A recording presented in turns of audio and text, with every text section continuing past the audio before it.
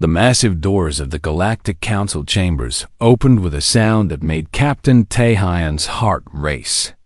He walked forward with steady steps, even though his hands were sweating inside his dress uniform gloves. Behind him, Commander Yurinam and 4 other human delegates followed in perfect formation. Their boots clicked on the crystal floor that seemed to glow from within. The chamber was enormous. Tae had seen pictures, but nothing prepared him for the real thing. The ceiling stretched up so high he could barely see it. Around the circular room sat the representatives of the greatest civilizations in the galaxy. The Velthari looked like living sculptures made of purple crystal. The Omnids were beings of pure energy contained in floating spheres. The Kryn sat in massive chairs, their gray-scaled bodies covered in military decorations. There were 12 other races in the chamber. All of them had been part of the Galactic Council for thousands of years. Some had been members for over 10,000 years. Today, humanity was asking to join them. Tae stopped at the center of the chamber. A single spotlight illuminated the spot where he stood. He could feel hundreds of eyes on him. Some were curious. Most seemed bored or annoyed. "The human delegation may speak," said Councillor Velthak. His voice sounded like wind chimes, beautiful but cold. He was the leader of the Velthari and the current council chairman. Tae cleared his throat. "Honored members of the Galactic Council, I am Captain Taehyun of Earth. I come before you representing 5 billion humans across 12 colony worlds. We have worked for 50 years to meet your requirements. We have eliminated war among ourselves. We have cleaned our polluted world. We have learned your languages and studied your laws. We respectfully request membership in this great council." He pulled out a data chip and held it up. "This contains evidence of our achievements. Our technology may be young, but we are learning fast. Our culture is rich with art, music, and philosophy. We want to contribute to galactic civilization. We want to learn from you and share what we know." There was silence in the chamber. Then Councillor Velthak spoke again. "We have reviewed your application. The council will now vote." Tae felt his stomach drop. He had expected discussion, maybe questions. They had prepared for weeks to answer concerns about human aggression or primitive technology. But Velthak was moving straight to a vote. All in favor of granting humanity membership in the Galactic Council? Velthak asked. 3 lights appeared on the voting board. Just 3. Out of 130 council members, only 3 voted yes. 2 were from small, newer races. 1 was from a species Tae had never even heard of. All opposed? The board lit up like a night sky full of stars. 127 votes against. The message was clear and brutal. Velthak continued in that musical voice.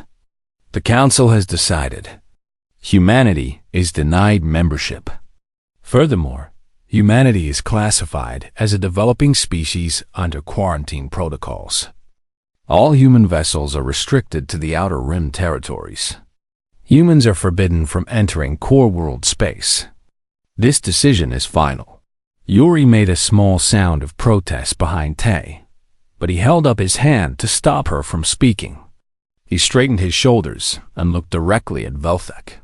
"May I ask why?" Tae said. His voice was steady, but inside he was screaming. An Omnid Councilor's sphere pulsed with light as it spoke. "You are too young, too primitive. Your species has only been in space for 2 centuries. Some of us have been traveling the stars for 50,000 years. A Kryn general leaned forward. "You are too aggressive. Your history is soaked in blood. War after war after war. We have peace in the core worlds. We do not need your violence." Other voices joined in. "Your technology is crude. Your lifespans are too short. You breed too quickly. You consume too many resources." Velthak raised a crystalline hand and the chamber fell silent. "The decision stands. You will leave now. Remember the restrictions. The outer rim is your cage. Stay there. Tay wanted to argue. He wanted to shout that they had worked so hard, that they deserved a chance. But he could see it in their faces, in their glowing forms, in their scaled features. They had already decided before the delegation even arrived. This vote was just for show. Thank you for your time, Tay said. The words tasted like poison. He turned and walked out of the chamber with his head high. His delegation followed. None of them spoke until they were back on their small transport ship.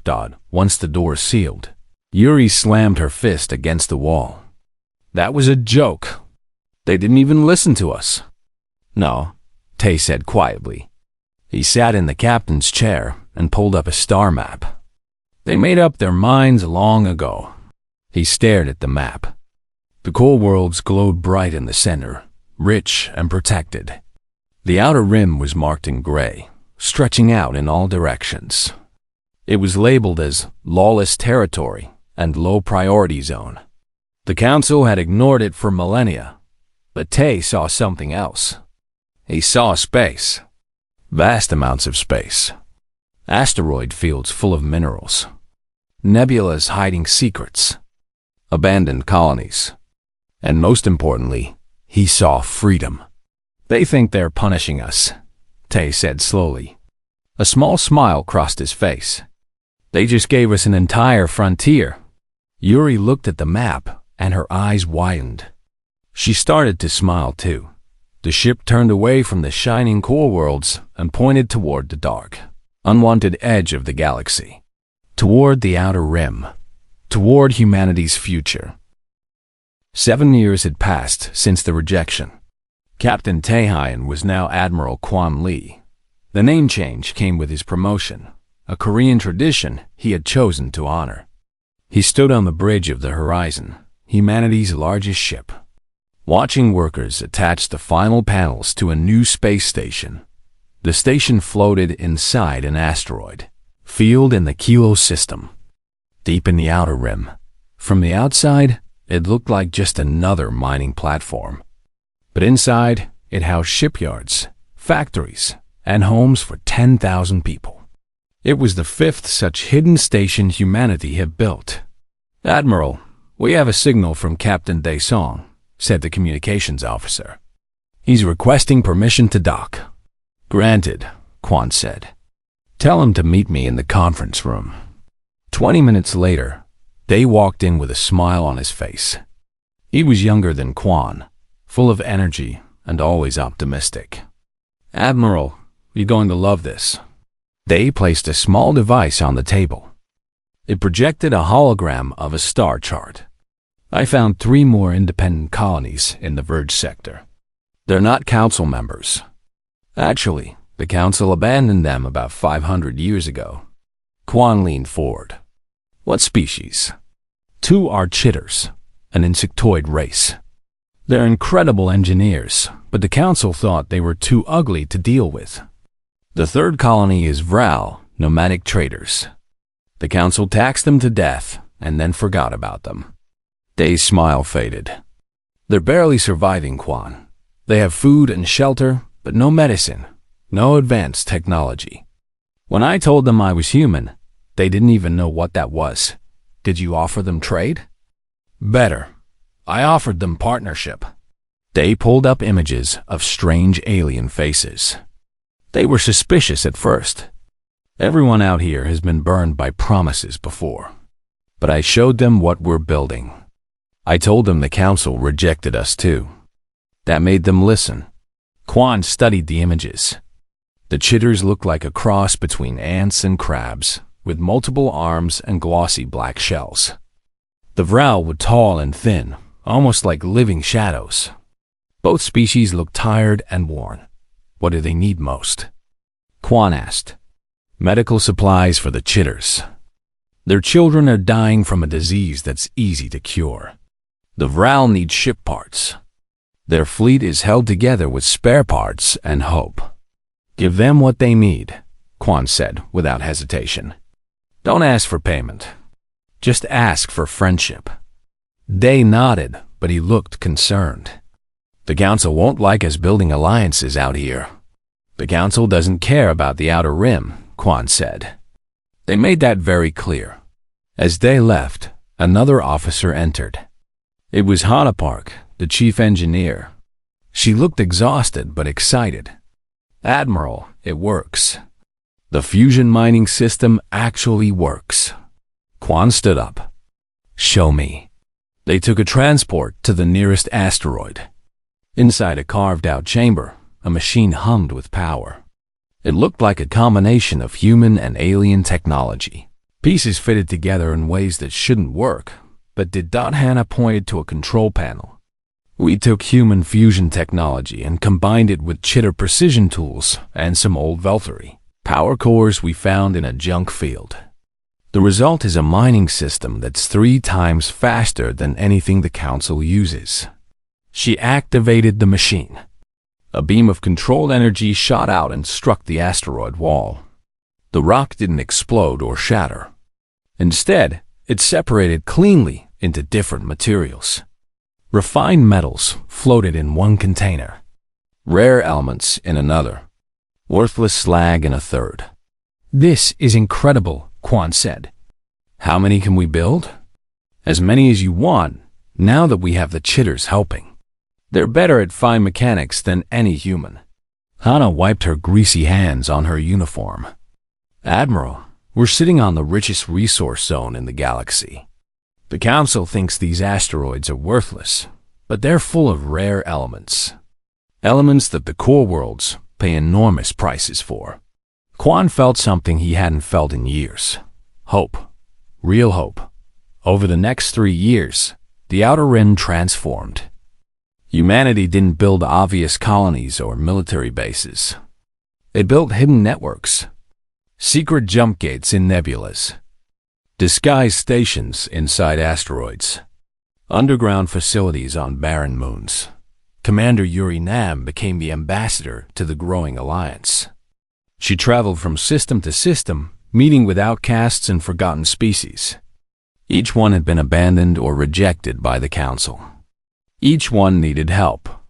Each one had something valuable to offer in return. The chitters provided engineering and construction skills. The Vral offered their knowledge of safe trading routes and hidden systems. A species called the Torn, who looked like living coral, shared their medical knowledge. The Bendu, massive creatures who lived in zero gravity, helped build ships that could travel through dangerous zones. Meanwhile, young scout Myra Cho made the most important discovery. She was mapping an empty system when her sensors detected something strange. Following the signal, she found ancient structures floating in the void. They were jump gates, technology from a civilization that existed before the Council. These gates can move ships across the entire rim in minutes, Myra reported excitedly to Quan. The Council thinks they're all destroyed, but I've found 12 so far. I think there are more. Quan looked at the map of discovered gates. They formed a network connecting distant parts of the Outer Rim. With these gates, humanity could move ships and supplies instantly across thousands of light years. The Council had nothing like this. Keep it secret, Quan ordered. Only share the locations with our closest allies. Shouldn't we tell Earth? Myra asked. Earth knows. But we're not telling the Council. Quan smiled. Let them keep thinking we're primitive and isolated out here. One day, a Council ship arrived at the edge of human territory. It was a Veltari vessel, small and diplomatic. The message was simple and cold. Humans of Earth, you are reminded of your restrictions. Remain in the Outer Rim. Do not approach core world space. Do not interfere with Council affairs. This is your only warning. Quan sent a reply just as simple. Understood. Humans will remain in our assigned zone. As the Council ship left, they came to stand beside Quan. They have no idea what we're building out here, do they? No, Quan said. They think they've caged us. They don't realize they've given us the keys to everything they've ignored. Behind them, through the viewport, Construction continued on another hidden station. Human and alien workers labored side by side. The Outer Rim was no longer a cage. It was becoming a home, and soon it would be a fortress.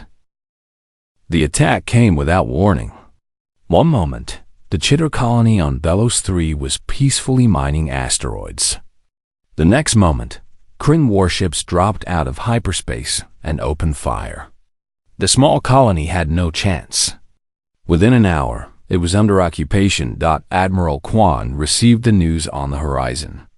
He stood frozen, watching the replay of the attack. Kryn soldiers, massive and armored, rounded up Chitter civilians. The insectoid engineers who had become humanity's friends were being put in chains. "How many colonies have they hit?"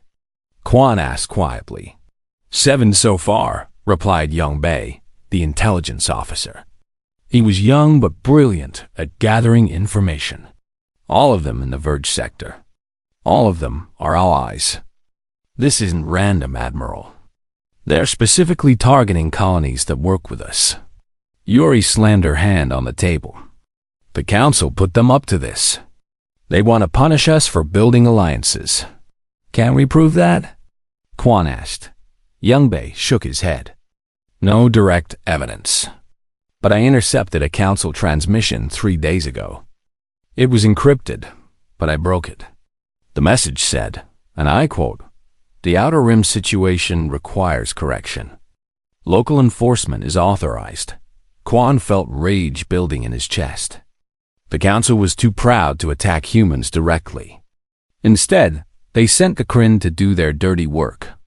The Empire got to expand its territory, and the Council got to eliminate the human problem. Everyone won except the innocent colonies being destroyed. "What are our orders, Admiral?" asked Colonel Sung Jin. He commanded humanity's military forces in the Rim. He was a tactical genius, but his forces were small compared to the Kryn Empire. Quan looked at the faces around the table. His officers, his friends, people who had spent years building something beautiful in the Outer Rim. The Council expected him to stay quiet. They expected humans to remember their place. "We fight," Quan said. "Send a message to all our allies. Tell them humanity stands with them. Tell them we're coming." Sung Jin smiled. It was not a kind smile.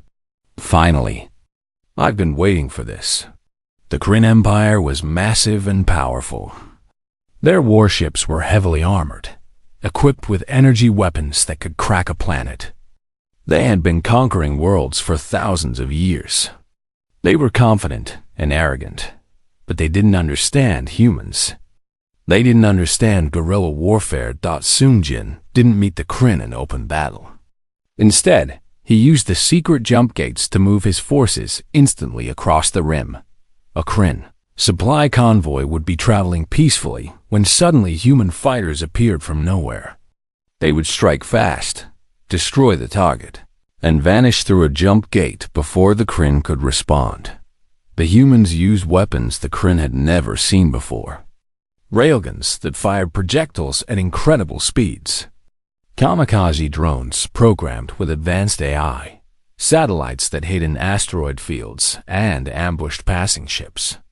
Every tactic was designed to maximize damage while minimizing human losses. "They're calling us cowards," Sung Jin reported after a particularly successful raid. "They say we won't fight with honor." "Good," Quan said. "Let them think that. Keep hitting their supply lines. Starve their armies." The Vral traders used their knowledge of secret routes to smuggle weapons and supplies to occupied colonies. The Chitters built improvised explosives and sabotaged Kryn equipment from the inside. The Torn provided medical care to the wounded. Every species in the Rim Coalition contributed to the fight. Dr. Yoon Choi, a xenobiologist who had spent years studying alien cultures, became the Coalition's voice. She traveled to neutral worlds, telling them about the Kryn invasion. Slowly, more species joined the Coalition. Some offered ships. Others offered sanctuary to refugees. A few offered soldiers. We're up to 14 species now, Yoon reported. Small groups, but they're loyal. They've all been abandoned by the Council. They all want revenge. The turning point came at the Battle of the Verge. The Kryn assembled their largest fleet, 50 warships commanded by General Torvik himself. He announced his intention to destroy the human headquarters and end the resistance once and for all. But Young Bae had intercepted Torvik's battle plans weeks in advance. Seung-jin prepared a trap. The Kryn fleet entered the Verge system expecting to find the human headquarters on a moon called Verge Prime.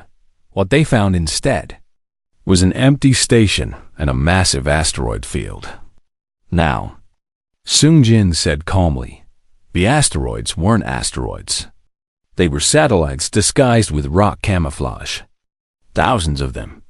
They all activated at once, firing railgun projectiles in a coordinated pattern. The Kryn ship shields could stop energy weapons, but the physical projectiles punched through like paper dot. At the same time, human ships emerged from jump gates all around the fleet. They weren't big warships. They were small, fast attack craft. Each one carried a single nuclear missile. The pilots aimed for the engines and weapon systems. General Torvik tried to retreat, but Miracho had positioned more satellites along his escape route. His flagship was crippled in the first volley. The rest of his fleet scattered in panic. The Battle of the Verge lasted only 40 minutes. 30 Kryn warships were destroyed. 15 more were captured. Only 5 escaped. Human losses: 23 fighters. It was the most one-sided victory in Outer Rim history. The galaxy noticed. The Council held an emergency session. Young Bae hacked their communication and played the audio for Quan. The humans are becoming a problem, said Counselor Velthak. More than a problem, replied a Kryn counselor. They've defeated our best general. They've united the Outer Rim species. They have technology we don't understand. What do you propose? Asked an Oman ID. There was silence. Then Velthak spoke again. Perhaps we were too hasty in rejecting them. Perhaps we should offer membership now, before they become even stronger. And if they refuse? Asked another voice. More silence. Nobody had an answer. Quan turned off the audio. Yuri was grinning. Seung-jin looked satisfied. Even Young Bae, usually so serious, was smiling. They're scared, Yuri said. They should be, Quan replied. He looked at the star map, at the network of allied colonies spreading across the Outer Rim. We're not the same species they rejected 10 years ago. We've built something they can't control. And we're just getting started. The Outer Rim was thriving. 3 years after the Battle of the Verge, the region looked nothing like it had before. Trading stations bustled with activity. Mixed crews of humans, chitters, Ral, and a dozen other species worked side by side. Children of different races played together in station parks, speaking a mixture of languages that was becoming the new common tongue of the Rim. Admiral Quan walked through the main plaza of Unity Station, the Coalition's largest hub. A chitter vendor offered him roasted fungus, a local delicacy. A Ral musician played haunting melodies on an instrument made of light. Human children raced past, chasing a torn child whose coral-like body changed colors when they laughed. This was what the Council could never build. Real unity, not forced. Cooperation, a genuine friendship born from mutual struggle. Admiral, you need to see this, said Hannah Park.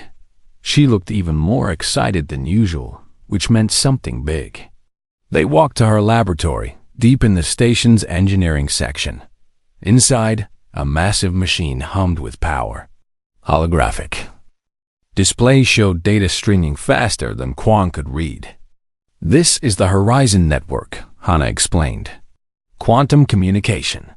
Instant messaging across the entire Outer Rim, no matter the distance. No delays. No interference. Quan stared. The Council doesn't have this. No, they don't. They use relay stations that create delays of hours or even days. Our system is instantaneous. Hana's eyes gleamed. We used human quantum physics, chitter precision engineering, and some principles we found in those ancient jump gates. It took 3 years, but it works. What does this mean strategically? It means we can coordinate our entire coalition in real time. The Council needs hours to react to problems. We can respond in seconds. Hana pulled up a map. I'm installing nodes on every allied world. Within 6 months, the whole rim will be connected. But peace never lasted long. Young Bei burst into the laboratory, his face pale. Admiral, the Kryn are attacking again. Massive fleet. They're hitting the Kilos system. Quan's blood ran cold. Kilos was home to the largest human shipyards. If the Kryn destroyed it, they would cripple the Coalition's ability to build new ships. How many ships? Quan demanded. 200. Maybe more. Every warship the Kryn Empire can spare. Young Bei pulled up tactical displays. They're not playing around this time. This is their final push. Sung Jin was already on the communication system, organizing defenses. We have 70 ships in range. The Kryn outnumber us 3-1. Quan thought fast. 3-1 odds were terrible. In a straight fight, they would lose. But they didn't need to fight straight. Sung, how long until they reach Kilos? 4 hours. Perfect. Quan turned to Young Bei. Find every Kryn supply depot, fuel station, and military base within jump gate range. I want locations for all of them. Young Bei's eyes widened as he understood. You want to hit them while their fleet is away from home. Exactly. They're sending everything to Kilos. That means their territory is undefended. Quan smiled coldly. Let's teach them what happens when you leave your home unguarded. Over the next 4 hours, the Coalition executed 40 simultaneous attacks. Human ships used the jump gates to appear at Kryn bases across their entire empire. They destroyed supply depots. They captured fuel stations. They disabled communication arrays. They didn't fight the skeleton crews left behind. They just took or destroyed everything valuable and vanished. At Kilos, the Kryn fleet arrived to find a trap. Sung Jin had positioned ships inside the asteroid field, using the rocks as cover. The Horizon network allowed perfect coordination. Every ship knew exactly where to be and when to fire. The battle was brutal. Kryn ships were powerful, but the Coalition fought with desperate courage. A Vral captain rammed his damaged ship into a Kryn cruiser, destroying both. A chitter crew held off 3 Kryn ships for an hour before help arrived. Human pilots flew their fighters into impossible situations and somehow came out alive. In the end, the Kryn fleet was shattered.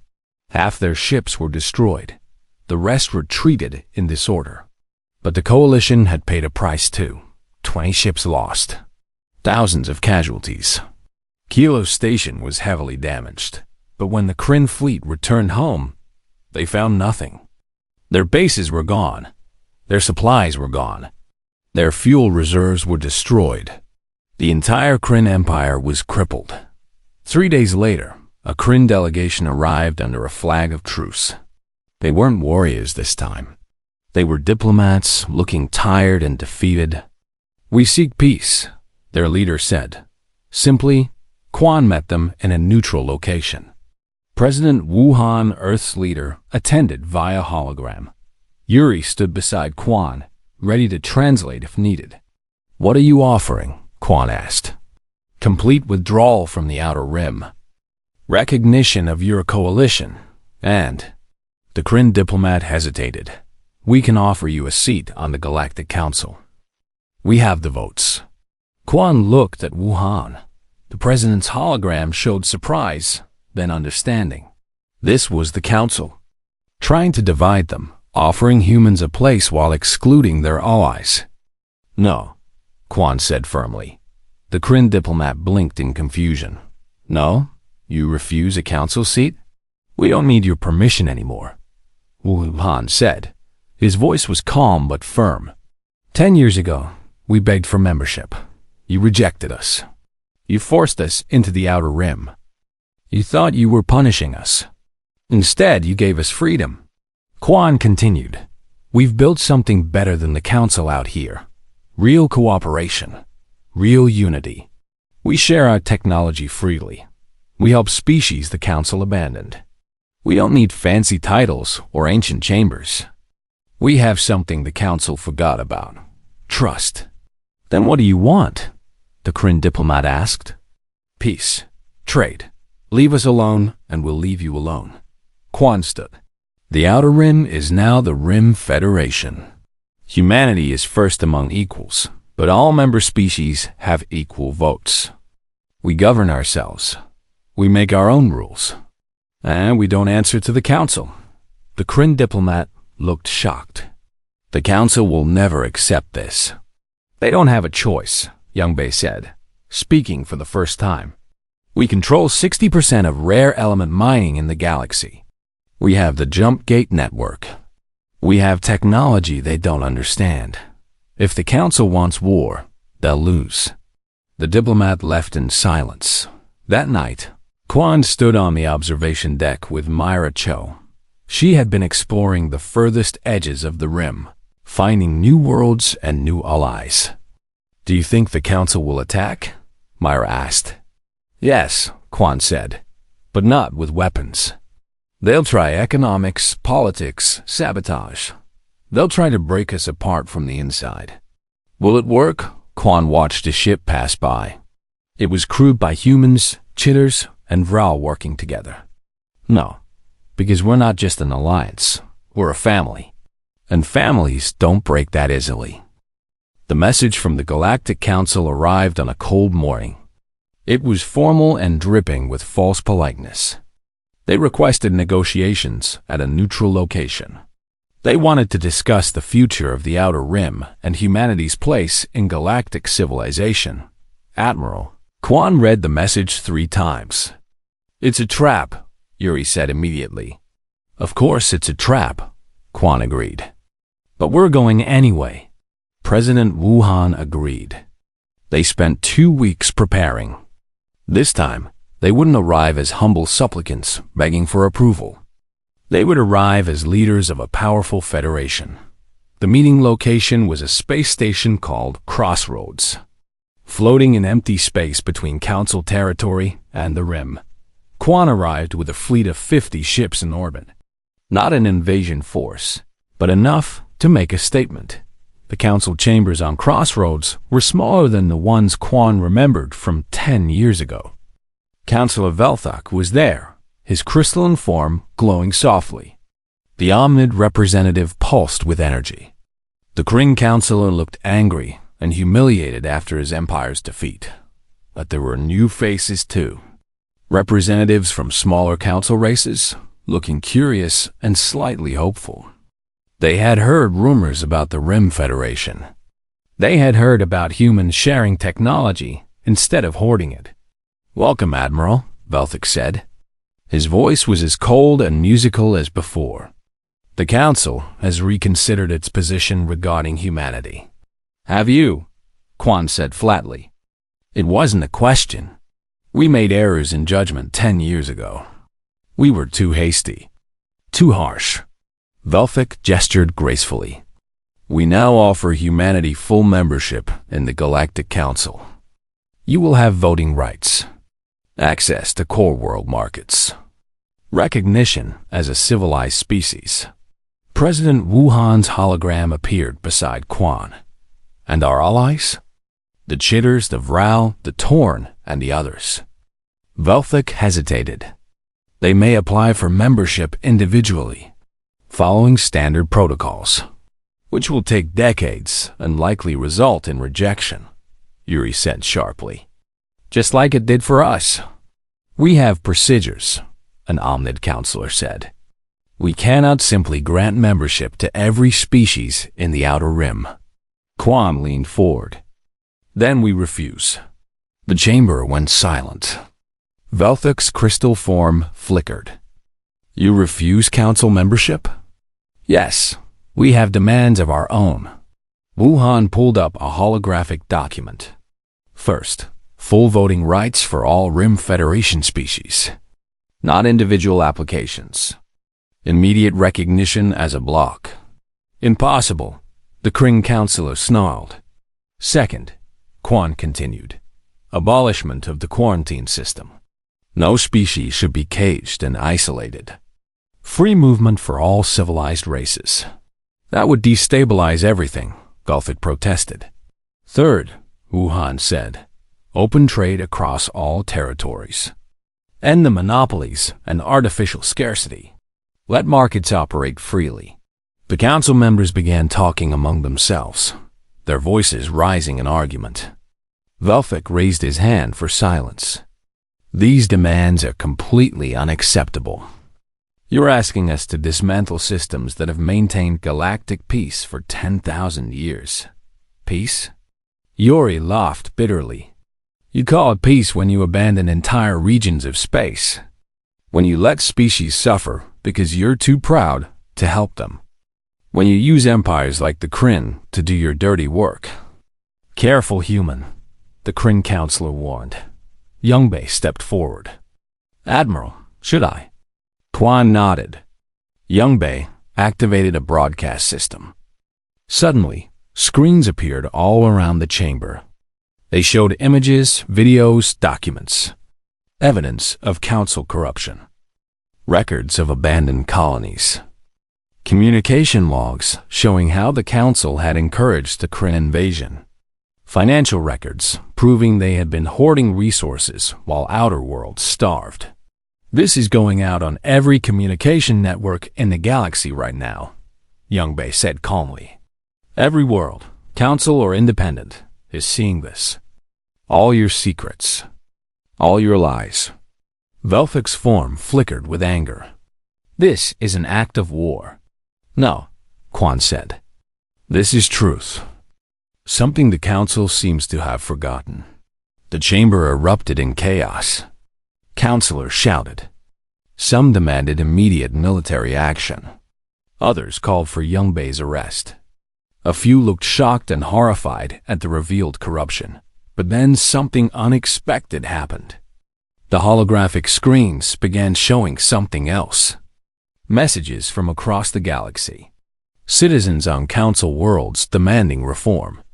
Smaller council races calling for Velthic's resignation. Even some Velthari, Velthic's own people, were protesting in their crystal cities. Your own citizens want change, Wuhan said. This isn't just about the Rim Federation. It's about the entire galaxy moving forward. An Omnid counselor spoke quietly. He's right. We've been stagnant for millennia. We've stopped exploring. Stopped innovating. We maintain order, but at what cost? Betrayal, Velthic hissed at the Omnid, but his voice was weaker now. Hanapak activated one more display. This one showed the Horizon Network, the quantum communication system. This is technology humans developed in 10 years. Technology that makes council relay systems look ancient. We didn't hoard it.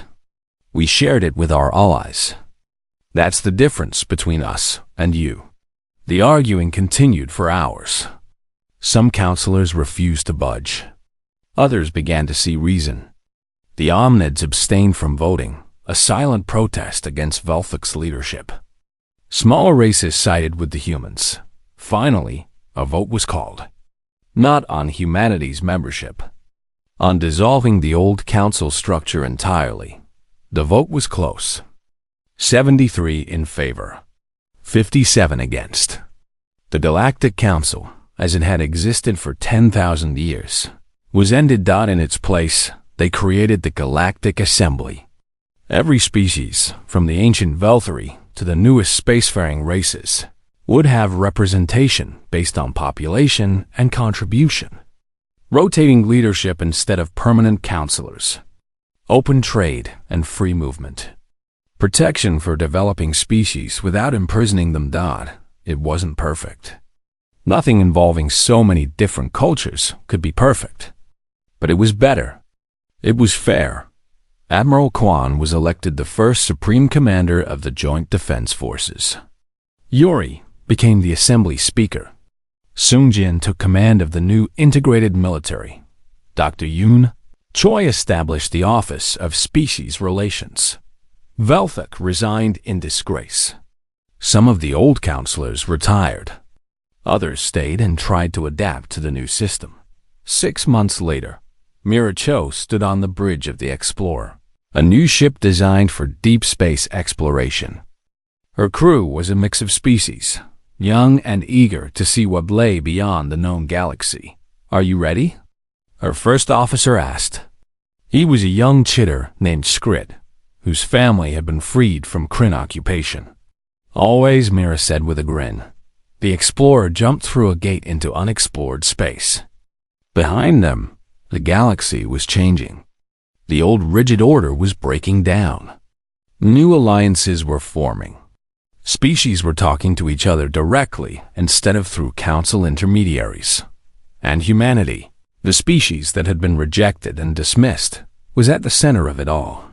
Not through conquest, not through domination, but through friendship, innovation, and the stubborn refusal to accept limits. Admiral Kwan, now semi-retired, stood in his garden on Unity Station. Yuri visited him there, taking a break from assembly politics. "Do you ever think about that day?" she asked. "When the council rejected us?" Kwan smiled. "All the time. Best thing that ever happened to us." "Really? If they'd accepted us, we'd have become like them. Stagnant, arrogant, comfortable." He looked up at the stars. "Being cast aside forced us to build something better. We didn't join their civilization. We created our own." A human child ran past, chasing a Vral child. They were laughing, speaking in the mixed language that was becoming common in the Rim. "That's our legacy," Kwan said. "Not conquest. Not domination. Just people of all species living together, building together, exploring together." "The council thought they were punishing us," Yuri said softly. "They gave us the greatest gift possible," Kwan replied. "They gave us freedom, and we used it to change the galaxy." In the distance, another ship prepared to jump through a gate into unknown space. The frontier was calling, and humanity, along with all their friends and allies, was ready to answer.